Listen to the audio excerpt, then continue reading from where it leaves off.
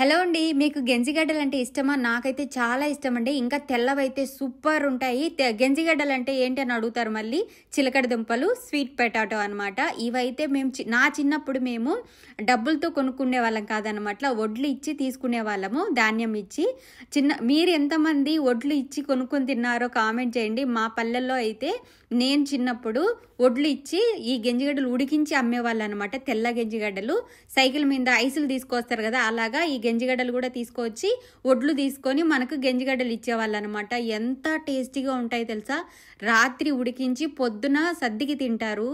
ఆహా, అమృతం అండి. తెల్ల గెంజిగడ్డలు అయితే ఇంకా సూపర్ ఉంటాయి. మీరు కూడా ఇలాగే డబ్బులకు కాకుండా వడ్లు ఇచ్చి కొనుక్కొని తిన్నారా? తినింటే తప్పకుండా అయితే కామెంట్ చేయండి. ఇది నా చిన్నప్పటి ఒక స్వీట్ మెమరీ అనమాట. నేనైతే చాలాసార్లు ఇంట్లో దొంగతనంగా వడ్లు తీసుకెళ్ళి ఇవి కొనుక్కొని తిన్నాను. Thank you for watching. Please support. Bye.